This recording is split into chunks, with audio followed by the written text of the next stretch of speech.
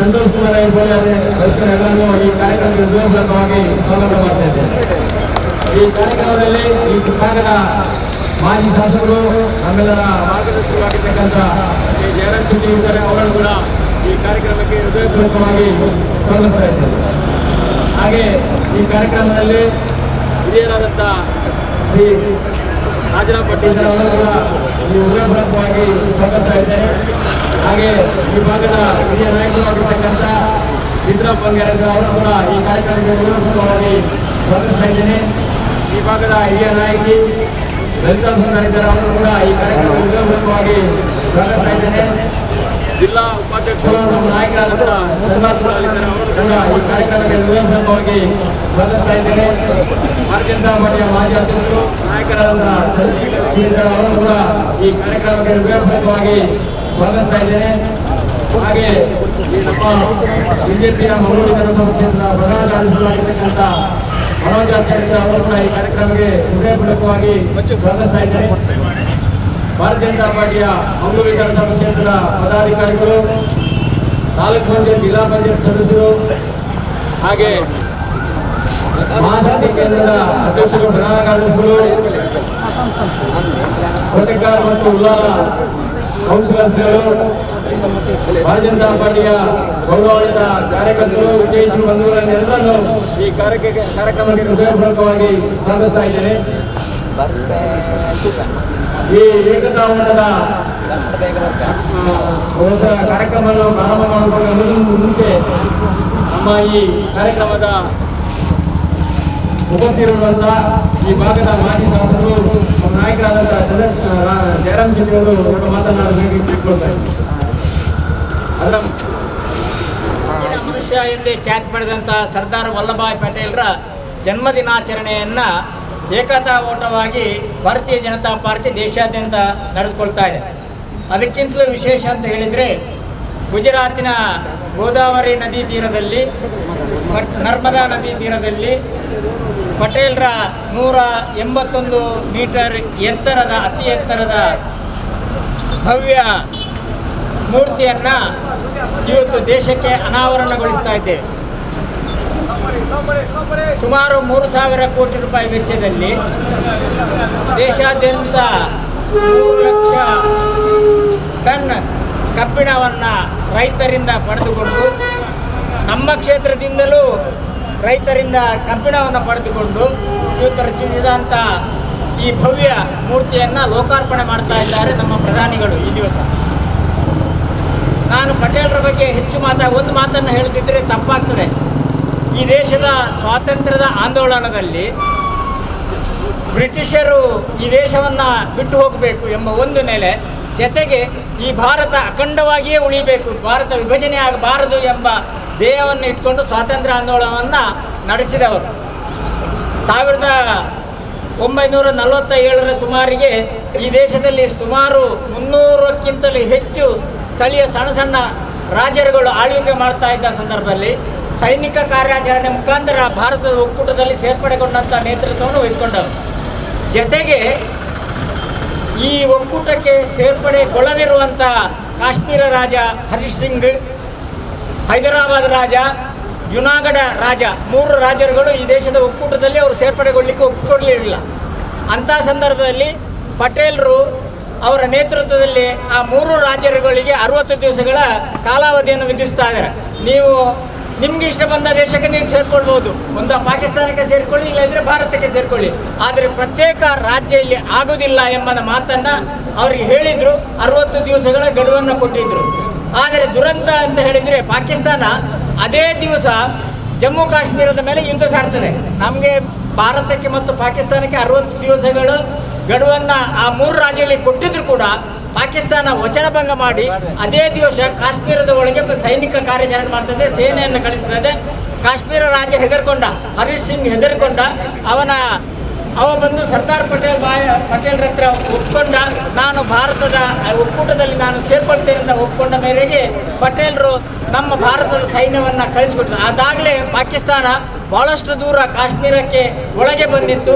ಒಟ್ಟಿಗೆ ಅವರ ಹಿಂದಕ್ಕೆ ಕಟ್ಟಿದಾಗ ಆಗ ನೆಹರೂರವರು ನಮ್ಮ ಪ್ರಧಾನಮಂತ್ರಿ ಆಗಿದ್ದರು. ಅವರು ವಿಶ್ವಸಂಸ್ಥೆಗೆ ದೂರನ್ನು ಕೊಟ್ಟರು. ಆವಾಗ ವಿಶ್ವಸಂಸ್ಥೆ ಏನು ಈಗ ಯಾವ ಗಡಿ ಆಗಿದೆ ಅಲ್ಲೇ ಎಲ್ಲ ಯುದ್ಧವನ್ನು ನಿಲ್ಲಿಸಬೇಕೆಂಬ ಹೇಳಿದ ಮೇರೆಗೆ ಆ ಯುದ್ಧ ಅಲ್ಲಿಗೆ ನಿಂತಿತ್ತು. ಬಹುಶಃ ಪಟೇಲ್ರೇ ಅದಕ್ಕೆ ಪೂರ ಮಾಡದಿದ್ದರೆ ಇವತ್ತು ಕಾಶ್ಮೀರ ಅಥವಾ ಪಾಕ್ ಆಕ್ರಮಿತ ಕಾಶ್ಮೀರ ಎಂಬಂಥ ಯಾವುದೇ ಶಬ್ದಗಳು ಬರ್ತಾ ಇರಲಿಲ್ಲ. ಆದ್ದರಿಂದ ನಾವು ಅವರನ್ನು ಹೆಮ್ಮೆಯಿಂದ ಒಬ್ಬ ಉಕ್ಕಿನ ಮನುಷ್ಯ. ಆ ನಂತರ ಜುನಾಗಢ ರಾಜನಿಗಾಗಿರ್ಬೋದು, ಹೈದರಾಬಾದ್ ನಿಜಾಮನಿಗಾಗಿರ್ಬೋದು, ನಮ್ಮ ದೇಶದಲ್ಲಿ ನೀವು ಬಲಾತ್ಕಾರವಾಗಿ ನಮ್ಮ ದೇಶದ ಒಳಗೆ ಆ ರಾಜ್ಯವನ್ನು ಸೇರ್ಪಡೆಗೊಳಿಸುವಲ್ಲಿ ಪಟೇಲರು ಯಶಸ್ವಿಯಾಗಿದ್ದರು. ಅಂಥ ಒಂದು ಧೀಮಂತ ನಾಯಕನನ್ನು ನಾವು ನೆನೆಸ್ತಾ ಇದ್ದೇವೆ. ದೇಶಾದ್ಯಂತ ಪ್ರಥಮ ಸ್ವಾತಂತ್ರ್ಯ ಆಂದೋಲನದ ಒಳ್ಳೆಯ ವ್ಯಕ್ತಿತ್ವ.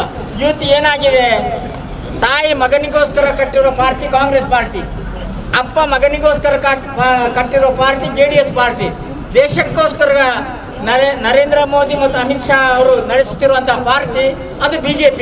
ಇವತ್ತು ರಾಷ್ಟ್ರಾದ್ಯಂತ ನಾವು ಹೆಮ್ಮೆಯಿಂದ ಹೇಳ್ಕೊಳ್ತಾ ಇದ್ದೇವೆ, ಭಾರತೀಯ ಜನತಾ ಪಾರ್ಟಿ ಒಳ್ಳೆಯ ಆಡಳಿತವನ್ನು ಕೊಡ್ತಾ ಹೋಗಿದೆ. ಸರ್ಜಿಕಲ್ ದಾಳಿಯ ಮುಖಾಂತರ ದೇಶದ ಏಕತೆಯನ್ನು ಗಟ್ಟಿಯಾಗಿ ಹಿಡಿದುಕೊಂಡಿದೆ. ಆದ್ದರಿಂದ ನಾವು ಅದರ ನೆನಪಿಗೋಸ್ಕರ ಮಂಗಳೂರು ವಿಧಾನಸಭಾ ಕ್ಷೇತ್ರದ ನಮ್ಮ ಎಲ್ಲ ಕಾರ್ಯಕರ್ತರು ಇವತ್ತು ಏಕತಾ ಓಟವನ್ನು ಪ್ರಾರಂಭಿಸಿ ಪ್ರಧಾನಿಯವರ ಕೈಯನ್ನು ಬಲಪಡಿಸುವ ನಿಟ್ಟಿನಲ್ಲಿ ನಾವು ಈ ಕಾರ್ಯಕ್ರಮವನ್ನು ಅಳವಡಿಸಿಕೊಂಡಿದ್ದೇವೆ. ಇದು ಯಶಸ್ವಿಯಾಗಲಿ ಅಂತ ಹಾರೈಸಿ ನನ್ನ ಮಾತನ್ನು ಮುಗಿಸ್ತಾ ಇದ್ದೇನೆ. ಇವತ್ತು ಸರ್ದಾರ್ ವಲ್ಲಭಭಾಯ್ ಪಟೇಲ್ರವರ ಜನ್ಮದಿನ. ಇವತ್ತು ಅಕ್ಟೋಬರ್ 31, 1870ನೇ ಇಸ್ವಿಗೆ ಹುಟ್ಟಿದಂಥ ಸರ್ದಾರ್ ವಲ್ಲಭಭಾಯ್ ಪಟೇಲ್ರವರು ವಕೀಲಿ ವೃತ್ತಿಯನ್ನು ಆರಂಭ ಮಾಡಿದ ಮೇಲೆ ಈ ದೇಶದಲ್ಲಿ ಮಹಾತ್ಮ ಗಾಂಧಿ ಜೊತೆಗೆ ಸೇರಿಕೊಂಡು ಸ್ವಾತಂತ್ರ್ಯ ಹೋರಾಟಕ್ಕೆ ಧುಮುಕಿದವರು. ಈ ದೇಶಕ್ಕೆ ಸ್ವಾತಂತ್ರ್ಯ ಸಿಕ್ಕಿದ ಮೇಲೆ ಕೋಮು ದಳ್ಳುರಿಯಿಂದ ಹೊತ್ತಿ ಉಳಿಯುತ್ತಿದ್ದ ಈ ದೇಶವನ್ನು, ಆ ಕೋಮು ದಳ್ಳುರಿಯನ್ನು ಶಾಂತವಾಗಿಸಿದಂಥ ಕರ್ತೃತ್ವ ಶಕ್ತಿ ಇದ್ದಂಥ ಸರ್ದಾರ್ ವಲ್ಲಭಭಾಯ್ ಪಟೇಲ್ರವರು ಈ ದೇಶ ಹರಿದು ಹಂಚಾಗುವಂಥ ಭಯ ಇದ್ದಂಥ ಸಂದರ್ಭದಲ್ಲಿ ಈ ದೇಶದಲ್ಲಿ 562 ರಾಜ ಮಹಾರಾಜ ಸಂಸ್ಥಾನಗಳನ್ನು ಏಕೀಕರಣಗೊಳಿಸಿ ಜಮ್ಮು ಕಾಶ್ಮೀರ, ಜುನಾಗಢ, ಹೈದರಾಬಾದ್ನ ಅರಸರನ್ನು ತನ್ನ ಸಾಮಧಾನ ಭೇದ ದಂಡಗಳ ರಾಜನೀತಿ ಉಪಯೋಗ ಮಾಡಿಕೊಂಡು ತನ್ನ ಕೂಟನೀತಿ, ರಾಜನೀತಿ, ರಣನೀತಿಗಳ ಮೂಲಕ ಆ ಸಂಸ್ಥಾನ ಕೂಡ ಈ ದೇಶದ ಒಕ್ಕೂಟಕ್ಕೆ ತಂದುಕೊಂಡು ಈ ದೇಶವನ್ನು ಒಂದು ಸುಂದರವಾದ ಭವ್ಯವಾದ ರಾಷ್ಟ್ರ ಮಾಡಿದ ನಮ್ಮ ಸರ್ದಾರ್ ವಲ್ಲಭಭಾಯ್ ಪಟೇಲರು. ಈ ದೇಶಕ್ಕೆ ಸ್ವಾತಂತ್ರ್ಯ ಬಂದ ಮೇಲೆ ಪ್ರಥಮ ಗೃಹ ಸಚಿವರಾಗಿ ಅಧಿಕಾರ ಸ್ವೀಕಾರ ಮಾಡಿದಂಥ ಸರ್ದಾರ್ ಪಟೇಲ್ರವರು ಈ ದೇಶದ ಚಿತ್ರಣ ಬದಲು ಮಾಡಿಬಿಟ್ರು. IAS, IPS ಅಂತ ಉನ್ನತವಾದ ಸಂಸ್ಥೆಗಳ ಸ್ಥಾಪನೆ ಮಾಡಿದಂಥವರು ಸರ್ದಾರ್ ಪಟೇಲ್ರವರು. ಸೌರಾಷ್ಟ್ರದ ಸೋಮನಾಥ ದೇವಾಲಯವನ್ನು ಮರು ನಿರ್ಮಾಣ ಮಾಡುವಲ್ಲಿ ಜವಾಹರ್ಲಾಲ್ನವರಿಗೆ ಹೆಗಲಿಗೆ ಹೆಗಲು ಕೊಟ್ಟವರ ಕಿವಿ ಹಿಂಡಿ ಆ ದೇವಸ್ಥಾನ ರಚನೆ ಮಾಡುವಲ್ಲಿ ಕಾರ್ಯೋನ್ಮುಖದವರು ಸರ್ದಾರ್ ವಲ್ಲಭಭಾಯ್ ಪಟೇಲ್ರವರು. ಸ್ವಾತಂತ್ರ್ಯ ಹೋರಾಟದ ಸಂದರ್ಭದಲ್ಲಿ 1918 ಇಸ್ವಿಯಲ್ಲಿ ಖೈರಾ ಆಂದೋಲನವನ್ನು ಆರಂಭ ಮಾಡಿ ಕರ ನಿರಾಕರಣೆಯ ಚಳವಳಿ ಮಾಡಿದವರು ಪಟೇಲ್ರವರು. 28 ಇಸ್ವಿಯಲ್ಲಿ ಬಾಡೋಲಿ ಸತ್ಯಾಗ್ರಹ ಏರ್ಪಾಡು ಮಾಡಿ ಸರ್ಕಾರ ವಶಪಡಿಸಿಕೊಂಡಿದ್ದ ಜನಸಾಮಾನ್ಯರ ಜಮೀನನ್ನು ಮರಳಿ ವಾಪಸ್ ಕೊಟ್ಟಿಸುವವರು ಸರ್ದಾರ್ ಪಟೇಲ್ರವರು. 1942 ಇಸ್ವಿಯ ಕ್ವಿಟ್ ಇಂಡಿಯಾ ಚಳವಳಿಯನ್ನು, ಅದರ ಮೂಲ ರೂಪರೇಷೆಯನ್ನು ಸಿದ್ಧ ಮಾಡಿದವರು ಸರ್ದಾರ್ ಪಟೇಲ್ರವರು. ಈ ಮೂಲಕ ಈ ದೇಶಕ್ಕೊಂದು ಚಳವಳಿಯ ದಾರಿಯನ್ನು ಕೊಟ್ಟು ಚಳವಳಿಯ ಮೂಲಕ ಪರಿಹಾರ ಮಾಡಲು ಯಾವುದೇ ಸಮಸ್ಯೆ ಇಲ್ಲ ಅಂತ ತೋರಿಸಿಕೊಟ್ಟಂಥ ಸರ್ದಾರ್ ಪಟೇಲ್ರವರು ಬಹುಶಃ ಭಾರತೀಯ ಜನತಾ ಪಾರ್ಟಿಗೆ ಒಬ್ಬ ಆದರ್ಶ ನಾಯಕ. ಭಾರತೀಯ ಜನತಾ ಪಾರ್ಟಿ ಅವರನ್ನು ಆದರ್ಶ ನಾಯಕನ ಒಪ್ಕೊಳ್ತದೆ. ಇವತ್ತು ಈ ದೇಶದಲ್ಲಿ ಒಂದು ಪ್ರಯತ್ನ ನಡೆಯಿತು. ಸರ್ದಾರ್ ವಲ್ಲಭಭಾಯ್ ಪಟೇಲ್ರವರು ಈ ದೇಶದ ಗೃಹ ಮಂತ್ರಿಯಾಗಿ 3 ವರ್ಷ ಸೇವೆ ಸಲ್ಲಿಸಿದ ಮೇಲೆ ಅವರು ಅಕಾಲಿಕವಾಗಿ ಮರಣ ಹೊಂದುತ್ತಾರೆ. ಅವರ ಮರಣದ ನಂತರ ಸರ್ದಾರ್ ವಲ್ಲಭಭಾಯ್ ಪಟೇಲ್ರವರ ಹೆಸರನ್ನು ಇಲ್ಲವನ್ನಾಗಿಸುವ ಕೆಲಸವನ್ನು ಮತ್ತೆ ಬಂದ ಸರ್ಕಾರ ಮಾಡಿದರು. ಸರ್ದಾರ್ ಪಟೇಲ್ರವರ ಹೆಸರನ್ನು ಕಿರಿದು ಮಾಡುವಂಥ ಕೆಲಸವನ್ನು ಈ ಸರ್ಕಾರ ಮಾಡಿತು. ಇದಕ್ಕೆ ಉತ್ತರವಾಗಿ ನಮ್ಮ ದೇಶದ ಪ್ರಧಾನಮಂತ್ರಿಗಳಾದ ನರೇಂದ್ರ ಭಾಯ್ ಮೋದಿಜಿಯವರು ಮತ್ತೊಮ್ಮೆ ಸ್ವಾಭಿಮಾನದ ಮೂಲಕ ಸರ್ದಾರ್ ವಲ್ಲಭಭಾಯ್ ಪಟೇಲ್ ಜನ್ಮದಿನವನ್ನು ಏಕತಾ ದಿವಸವನ್ನು ಆಚರಿಸುವ ಮೂಲಕ ದೇಶದಾದ್ಯಂತ ಏಕತಾ ನಡಿಗೆ, ಏಕತಾ ಓಟ್ಗಳನ್ನು ಏರ್ಪಾಡು ಮಾಡುವ ಮೂಲಕ ಈ ದೇಶದಲ್ಲಿ ಮತ್ತೊಮ್ಮೆ ಏಕತೆಯನ್ನು ತರುವ ಪ್ರಯತ್ನ ಮಾಡಿದ್ದಾರೆ. ವಸುದೈವ ಕುಟುಂಬಕಂ ಅಂತ ಹೇಳುವಂಥ ಭಾರತದ ತತ್ವವನ್ನು, ಭಾರತ ನೀತಿಯನ್ನು, ಭಾರತ ಸಂಸ್ಕೃತಿಯನ್ನು ಮತ್ತೊಮ್ಮೆ ಜಗತ್ತಿನಾದ್ಯಂತ ಪ್ರಸರಿಸುವಂಥ ಕೆಲಸವನ್ನು ನರೇಂದ್ರ ಮೋದಿಯವರು ಮಾಡ್ತಾ ಇದ್ದಾರೆ. ವಿವಿಧತೆಯಲ್ಲಿ ಏಕತೆ, ಇದು ನಮ್ಮ ದೇಶ ಇದು ವಿಶೇಷತೆ. ಈ ವಿವಿಧತೆಯಲ್ಲಿ ಏಕತೆಯನ್ನು ನಾವು ಸಾಧನೆ ಮಾಡಬೇಕಾದ್ರೆ ವಿವಿಧತೆಗಳಿಗೆ ಗೌರವ ಕೊಡಬೇಕು, ವಿವಿಧತೆಯ ಸಂಸ್ಕೃತಿಗಳಿಗೆ ನಾವು ಮನ್ನಣೆ ಕೊಡಬೇಕು. ಆ ಮೂಲಕ ಈ ದೇಶವನ್ನು ಒಂದೇ ಸೂತ್ರದಲ್ಲಿ ಬಂಧಿಸಲಿಕ್ಕೆ ಸಾಧ್ಯ ಆಗ್ತದೆ ಅನ್ನುವಂಥ ಮನೋಮರವುಳ್ಳಂಥ ನಮ್ಮ ದೇಶದ ಪ್ರಧಾನಿಗಳಾದ ಸನ್ಮಾನ್ಯ ನರೇಂದ್ರ ಭಾಯಿ ಮೋದಿಜಿಯವರು ಇವತ್ತು ನರ್ಮದಾ ನದಿಯಲ್ಲಿ ನರ್ಮದಾ ನದಿಯ ಮಧ್ಯೆ ನಿರ್ಮಾಣವಾದಂಥ ಸರ್ದಾರ್ ವಲ್ಲಭಭಾಯಿ ಪಟೇಲ್ರವರ ಏಕತಾ ಮೂರ್ತಿಯನ್ನು ಇವತ್ತು ಉದ್ಘಾಟನೆ ಮಾಡಲಿಕ್ಕಿದ್ದಾರೆ. ಇಡೀ ದೇಶದಾದ್ಯಂತ ಉಕ್ಕನ್ನು ಸಂಗ್ರಹ ಮಾಡಿ, ಇಡೀ ದೇಶದ ಪ್ರತಿ ಗ್ರಾಮ ಉಕ್ಕನ್ನು ಸಂಗ್ರಹ ಮಾಡಿ ನರ್ಮದಾ ನದಿಯಲ್ಲಿ ಇವತ್ತು ಏಕತಾ ವಿಗ್ರಹವನ್ನು ಇವತ್ತು ಉದ್ಘಾಟನೆ ಮಾಡಲಿಕ್ಕಿದ್ದಾರೆ. 182 ಮೀಟರ್ಗಳ ಎತ್ತರದ ಭವ್ಯವಾದ ಒಂದು ಮೂರ್ತಿಯನ್ನು ರಚನೆ ಮಾಡಿ ಈ ದೇಶದ ಮುಂದಿನ ಯುವಜನತೆ ಸ್ವಾಭಿಮಾನ ಸಾಮರಸ್ಯವನ್ನು ಕಾಪಾಡಬೇಕು ಅನ್ನೋ ನಿಟ್ಟಿನ ಇವತ್ತು ನರೇಂದ್ರ ಭಾಯಿ ಮೋದಿಜಿಯವರು ಅಲ್ಲಿ ನರ್ಮದಾ ನದಿಯಲ್ಲಿ ಇವತ್ತು ಇವರ ಸರ್ದಾರ್ ವಲ್ಲಭಭಾಯಿ ಪಟೇಲ್ ಅವರ ಮೂರ್ತಿಯನ್ನು ಇವತ್ತು ಲೋಕಾರ್ಪಣೆ ಮಾಡ್ತಾ ಇದ್ದಾರೆ. ಆ ಮೂಲಕ ಅಲ್ಲಿ ಒಂದು ವಿಶೇಷವಾದ ಸ್ವಾತಂತ್ರ್ಯ ಹೋರಾಟ ಮತ್ತು ಸರ್ದಾರ್ ವಲ್ಲಭಭಾಯಿ ಪಟೇಲ್ ಅವರ ಜೀವನವನ್ನು ತೋರಿಸುವಂಥ ಒಂದು ಮ್ಯೂಸಿಯಂ ಮತ್ತು ವಿಶಿಷ್ಟವಾದ ಆಡಿಟೋರಿಯಂ ನಿರ್ಮಾಣ ಮಾಡುವ ಮೂಲಕ ಈ ದೇಶದ ಯುವಜನರಿಗೆ ಮಾರ್ಗದರ್ಶನ ಮಾಡುವ ಕೆಲಸ ಮಾಡ್ತಾ ಇದ್ದಾರೆ. ಬನ್ನಿ ನಾವೆಲ್ಲರೂ ಕೂಡ ಸರ್ದಾರ್ ವಲ್ಲಭಭಾಯಿ ಪಟೇಲ್ ಅವರ ಏಕಾತ್ಮದ ಸಂದೇಶವನ್ನು, ವಿವಿಧತೆಯಲ್ಲಿ ಏಕತೆ, ಈ ದೇಶದ ವಿಶೇಷತೆಯನ್ನು ನಾವೆಲ್ಲರೂ ಕೂಡ ಅಪ್ಪಿಕೊಳ್ಳಬೇಕಿದೆ. ಆ ಮೂಲಕ ಈ ಭವ್ಯ ಭಾರತವನ್ನು ಮತ್ತೊಮ್ಮೆ ನಿರ್ಮಾಣ ಮಾಡುವಲ್ಲಿ ನಮ್ಮ ದೇಶದ ಪ್ರಧಾನಿಗಳಾದ ನರೇಂದ್ರ ಭಾಯಿ ಮೋದಿಜಿಯವರ ಈ ಪ್ರಯತ್ನಕ್ಕೆ ನಾವೆಲ್ಲರೂ ಹೆಗಲು ಕೊಟ್ಟು ಕೆಲಸ ಮಾಡೋಣ. ಇವತ್ತು ಸರ್ದಾರ್ ವಲ್ಲಭಭಾಯಿ ಪಟೇಲ್ ಅವರ ಜನ್ಮದಿನೋಸ್ಕರವಾಗಿ ಇವತ್ತು ಈ ತೊಕ್ಕೋಟು ಬಸ್ ನಿಲ್ದಾಣದಿಂದ ಉಳ್ಳಾಲದ ಅಬ್ಬಕ್ಕ ವೃತ್ತದವರೆಗೆ ಓಡುವಂಥ ಈ ಓಟದ ನೇತೃತ್ವ ವಹಿಸಿಕೊಂಡಂತಹ ಸನ್ಮಾನ್ಯ ಸಂತೋಷ್ ಕುಮಾರ್ ಅವರಿಗೆ ಮತ್ತು ಈ ಕ್ಷೇತ್ರದ ಮಾಜಿ ಶಾಸಕರಾದ ಜಯರಾಮ್ ಶೆಟ್ಟಿ ಅವರಿಗೆ, ಈ ಜಿಲ್ಲೆಯ ಉಪಾಧ್ಯಕ್ಷರಾದ ಉಳ್ಳಾಲರವರಿಗೆ, ಈ ಜಿಲ್ಲೆಯ ಕಾರ್ಯದರ್ಶಿಗಳಾದ ಉಚ್ಚಿರವರಿಗೆ ಮತ್ತು ಹಿರಿಯರಾದ ಈ ಕ್ಷೇತ್ರದ ಕಾರ್ಯದರ್ಶಿಗಳಾದ ಮೋಹನ್ ರಾಜ್ ಅವರಿಗೆ, ಮನೋಜ್ ಆಚಾರ್ಯ ಅವರಿಗೆ ಮತ್ತು ಎಲ್ಲ ಆತ್ಮೀಯ ಬಂಧುಗಳಿಗೆ ನನ್ನ ನಮನ ಸಲ್ಲಿಕೆ ಮಾಡ್ತಾ, ಬನ್ನಿ ನರೇಂದ್ರ ಭಾಯಿ ಮೋದಿಜಿಯವರ ಈ ಸಂದೇಶವನ್ನು ಈ ದೇಶದ ಪ್ರತಿ ಗ್ರಾಮದ ಮೂಲಕ ಸಲ್ಲಿಕೆ ಮಾಡೋಣ ಅಂತ ಹೇಳ್ಕೊಂಡು ನನ್ನ ಮಾತನ್ನು ಮುಕ್ತಾಯ ಮಾಡ್ತೇನೆ. ಬೋಲೋ ಭಾರತ್ ಮಾತಾ ಕಿ, ಭಾರತೀಯ ಜನತಾ ಪಾರ್ಟಿ ಕಿ, ಸರ್ದಾರ್ ವಲ್ಲಭಭಾಯಿ ಪಟೇಲ್ ಜಿ ಕಿ.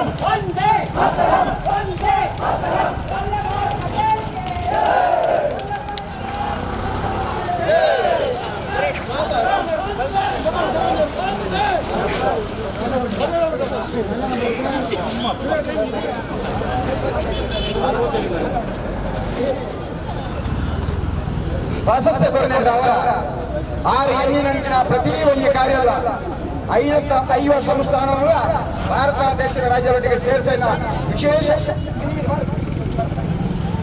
ವಿಶೇಷವಾದ ಅರ್ನ ಕಾರ್ಯಗಳಿಗೆ ಬುಕ್ಕಿನ ಮನುಷ್ಯ ಬಂಧುಗಳನ್ನ ಕುದುರೆದಂಗಿನ ವಲ್ಲಭಭಾಯಿ ಪಟೇಲ್ರನ್ನ ಈ ಕಾರ್ಯಕ್ರಮ ಭಾರಿ ಯಶಸ್ವಿ ಆಗ್ತದೆ. ಇದಕ್ಕೆ ಹಿರಿಯ ಗೆಳೆಯರಿಗೆ ಮಾತ್ರ ಕಿರಿಯ ಗೆಳೆಯ ಮಾತಾಡಲ್ಲ ಐದ ಒಟ್ಟಿಗೆ ಜನಪ್ರತಿನಿಧಿಗಳ ಕಾರ್ಯಕ್ರಮದ ಧನ್ಯವಾದ ಕ್ಷೇತ್ರದ ಪ್ರಧಾನ ಕಾರ್ಯದರ್ಶಿ ಮನೋಜ್ ಆಚಾರ್ಯ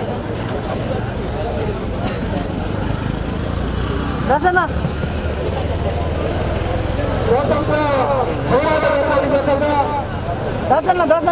ಉನ್ನಾಂಗ ಒಬ್ಬರಿಗೆ ಮಾನವತೆ ಮಾಡಿದ್ದಾರೆ.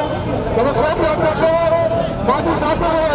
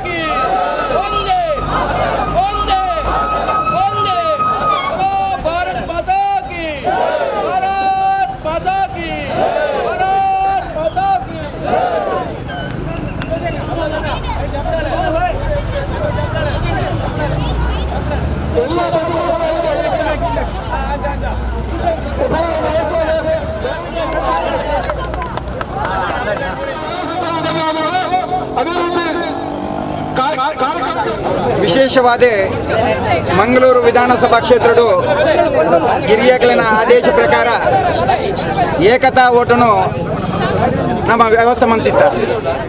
ಇಡೀ ಮಂಗಳೂರು ವಿಧಾನಸಭಾ ಕ್ಷೇತ್ರದ ಮಾತಾ ನಾಯಕರ ಒಟ್ಟಿಗೆ ಜನಪ್ರತಿನಿಧಿಗಳ ಒಟ್ಟಿಗೆ ಮಾತಾ ಕಾರ್ಯಕರ್ತ ಬಂದಲು ಕರೆಕ್ಟ್ ಆದ 7:30 ಗಂಟೆಗೆ ನಮ್ಮ ತೊಕ್ಕೊಟ್ಟು ಬಸ್ ಸ್ಟ್ಯಾಂಡ್ ನಮ್ಮ ಮಾತಾ ಸೇರಿದ.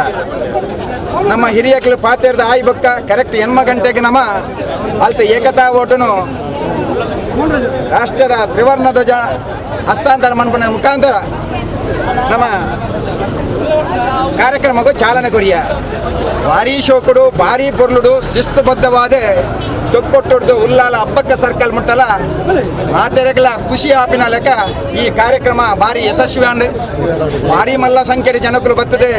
ವಲ್ಲಭಾಯ್ ಪಟೇಲ್ಗೆ ಜೈಕಾರ ಪಾಡೊಂದು 6 ಮಂತಿನಂಚಿನ ಆ ಕೆಲಸ ಒಂಜಿ ವೇಳೆ ವಲ್ಲಭಾಯ್ ಪಟೇಲ್ಗೆ ವಿಶೇಷವಾದ ಪುದರೆ ಉಂಡು ಉಕ್ಕಿನ ಮನುಷ್ಯ ಅಂದು ಅರ್ನ ಕಟಕ್ ಆ ಕರ್ಪದಂಚಿನ ನಿರ್ಧಾರ ಆಯ್ ನಿರ್ಧಾರ ಈ ಅಖಂಡ ಭಾರತ ಇನಿ ಅಖಂಡ ಭಾರತವಾದ ಒರಿದಿರು ಹೊರತು ಇಜಿಂದ ಬೆತ್ತ ಬೆತ್ತ ತುಂಡು ತುಂಡು ದೇಶ ಆದ ಬೆತ್ತ ಬೆತ್ತ ಆತು. ಆನ ಅಂತಿಮಾರ್ನ ನಿರ್ಧಾರ ಭಾರತ ದೇಶ ಒಂಜಾದಿಪ್ಪುಡು ಒಟ್ಟಾದಿಪ್ಪು ಜಾತಿ ಮತ ಭೇದ ಇಜ್ಜಂದೆ ನಮ್ಮ ಮಾತಾ ಒಂಜಪ್ಪೆ ಭಾರತಾಮೆನ ಜೋಗ್ರ ಲೆಕ್ಕ ಇಡೀ ಭಾರತ ದೇಶ ಇಡೀ ಜಗತ್ತಿಗೆ ಮಾದರಿ ಆವಡು ಪನ್ಮನ ಕಣಕಟ್ಟಿನಂಚಿನ ಆ ವಲ್ಲಭಾಯ್ ಪಟೇಲ್ನ 182 ಮೀಟರ್ ಎತ್ತರದ ವಿಶೇಷವಾಯಿನ ಅರ್ನ ಮೂರ್ತಿ ಇಡೀ ಜಗತ್ತರೇ ಆತ ಎತ್ತರದ ಮೂರ್ತಿ ಇಜ್ಜಿ ಅವು ನಮ್ಮ ಗುಜರಾತರೇ ಇನೇ ಅನಾವರಣ ಎರನ್ನು ಅವು ನಮ್ಮ ಭಾರಿ ಪ್ರೀತಿದ ಜಗತ್ತರೇ ಪುದರ್ಬೋಯಿನ ಭಾರತದ ಪ್ರಧಾನಿ ನರೇಂದ್ರ ಮೋದಿಜಿನ ಕೈಟ ಆಯರಂಡು ಐತ ಉದ್ದೇಶದ ಇನಿ ಇಡೀ ದೇಶದ ಮೂಲೆ ಮೂಲೆಡ್ ಪ್ರತಿ ಒಂಜಿ ಕ್ಷೇತ್ರಡ್ಲ ಇನಿ ಏಕತಾ ಓಟ ಕಾರ್ಯಕ್ರಮದ ಇತ್ತನೆ ಈ ಏಕತಾ ಓಟ ಕಾರ್ಯಕ್ರಮ ಯಶಸ್ವಿ ಆತನೆ ನಿಕ್ಕೆ ಸಹಕಾರ ಮಂತ್ರದ ನಿಕ್ಲೆ ಪೂರೆಗಳ ವಿಶೇಷವಾದ ಅಭಿನಂದನೆ ಸಲ್ಲಿಸುವ ಬಂದಿಲ್ಲ.